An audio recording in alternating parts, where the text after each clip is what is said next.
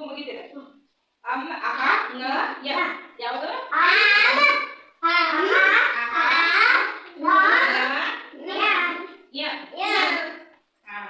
ರಗಸದ ಅಮ್ ಅಹ ನ ಯ ಇಲ್ಲಿಗೆ ಲಾಸ್ಟ್ ಮುಗಿತ ಇನ್ನೊಂದು ಸಾಲು ನಿಮಗೆ ಹೇಳ್ಕೊಟ್ರೆ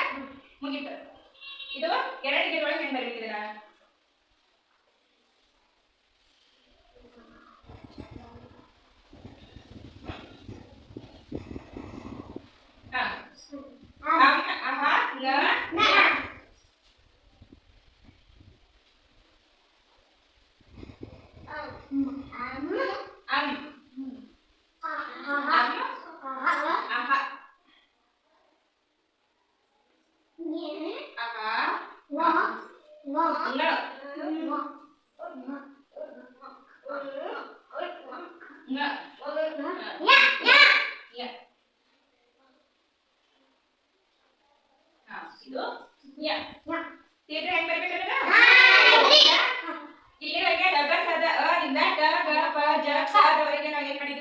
ಶಬ್ದಗಳನ್ನ ಪದಗಳನ್ನ ರಚನೆ ಮಾಡಿದ್ವು ಈಗ ಲಾಸ್ಟ್ ಸಾಲು ಅಮ್ಮ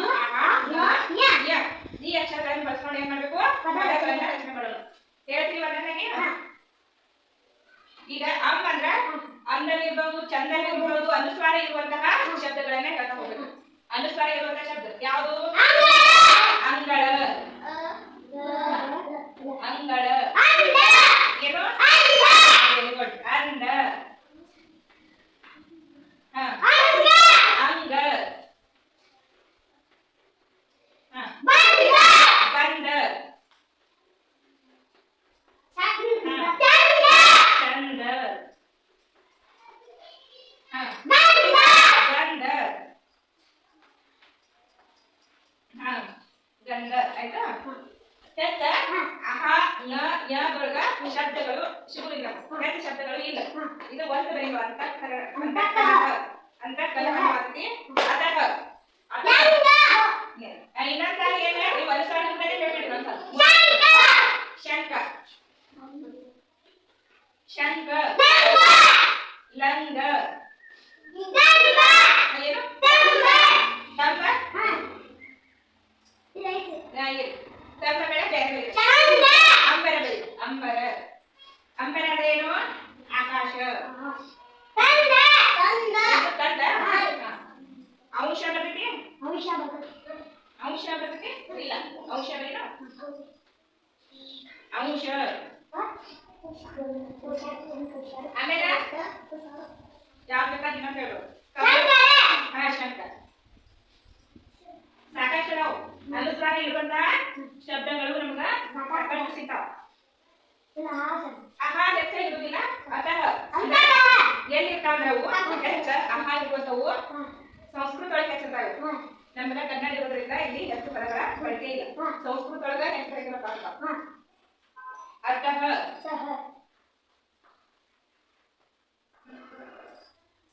ಅಂತಃಕಲಹ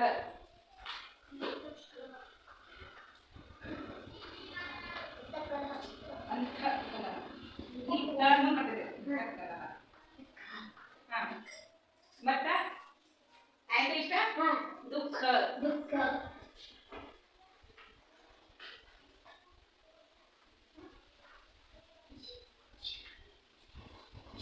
ಏನ್ ದುಃಖ ದುಃಖ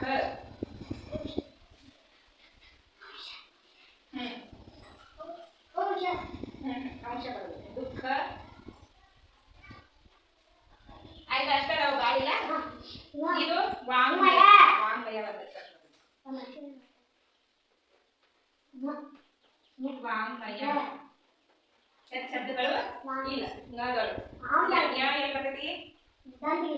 ಯ ಒಂದು ವಿಜ್ಞಾನ ಒತ್ತಕ್ಷರ ಆಗಿ ಬರ್ತೈತಿ ಈ ಬರ್ತಂತ ಇಲ್ಲಿ ಪದಗಳು ಇಲ್ಲ ಯಾವ್ದೊಳಗ ಯಾವ ಪದಗಳು ಇಲ್ಲ ಇದು ಹೇಳ್ಬೋದು ಮತ್ತೆ ಅಂದ ಆಯ್ತು ಆಮೇಲೆ ಅಂಗ ಆಯ್ತು ಕಂದ ಅದು ಸ್ವಾಡಿರುವಂತ ಸಾಕಷ್ಟು ಸಿಗ್ತಾವ ಇನ್ನೊಂದು ಎರಡು ಸಾಲ ಹೇಳು ಕಂದ ಕಂದ ಮಂದ ಚಂದ ಬರ್ತೈತಿ ಮಂದ ಆಮೇಲೆ ಹಂಸ ಹಂಸ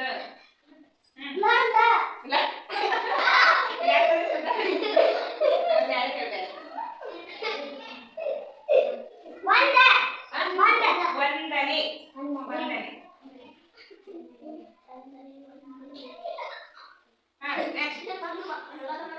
ಮತ್ತೆ ನೋಡೋಣ ಬಂಗಾರ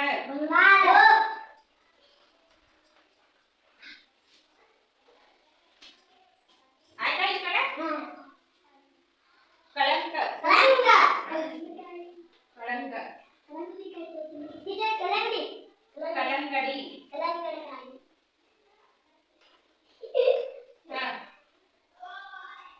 ಮತ್ತೆ ಚೆಂಡು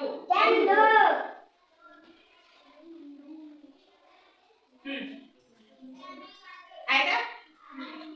ಅಂಬರ ಆಯ್ತಿ ಅಂಬರ ಲಂಗ ಮಂದಾರ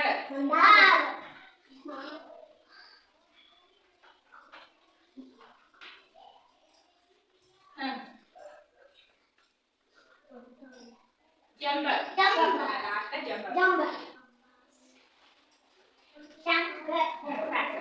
ಶಂಕ ಬರೀಲ್ಲ